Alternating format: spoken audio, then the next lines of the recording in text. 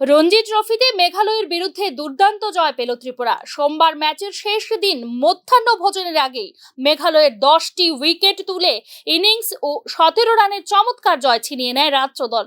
ওড়িশার বিরুদ্ধে ঘরের মাঠে ভেস্তে গিয়েছিল প্রথম ম্যাচ, ফলে মাঠে নামতে ছটফট করছিলেন রাজ্য সিনিয়র দলের সদস্যরা। আর মাঠে নেমেই নিজেদের উজাড় করে দেয় টিম ত্রিপুরা। শিলংয়েও মন্দ আবহাওয়ার জেরে ভেস্তে যায় মেঘালয় ত্রিপুরার ম্যাচের প্রথম দিন। মাত্র 44 বল খেলা হয়, তাতেই দুই ব্যাটসম্যানকে হারিয়ে চাপে পড়ে যায় রাজ্য দল। দ্বিতীয় দিনে এই চাপ কাটিয়ে তুলে শ্রীদাম পাল করেন দুর্দান্ত 146 রান। ত্রিপুরার হয়ে খেলা প্রথম ম্যাচেই অর্ধশত রান পেয়ে যান অধিনায়ক মণিদীপ সিং ও এস শরৎ। দিনের শেষে ব্যাট হাতে জ্বলে ওঠেন মণিশঙ্কর মুরা সিং, সঙ্গ দেন আক্রমণে। মণিশঙ্কর ও শরতের অপরাজিত জুটি তৃতীয় দিন নেমেই দ্রুত রান তুলতে শুরু করে।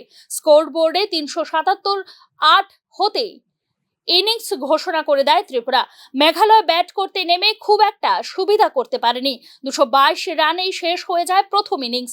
5 রানের জন্য ফলোয়ান বাঁচাতে না পারায় পুনরায় ব্যাট করতে হয় মেঘালয়কে। মাত্র 2 ওভার খেলে উইকেট অক্ষত রেখেই তৃতীয় দিন শেষ করলেও 152 রানে পিছিয়ে থেকে সোমবার চতুর্থ দিনের খেলা শুরু করে মেঘালয়ের দুই ওপেনার। কিন্তু মণিশঙ্কর ও অভিজিৎ জুটি দিনের প্রথম 4 ওভারেই 4 উইকেট তুলে নিয়ে ঝটকা দেয় মেঘালয় শিবিরে। পরে রানা দত্ত ও পারভেজ সুলতান এসে সঙ্গ দেয় আক্রমণে।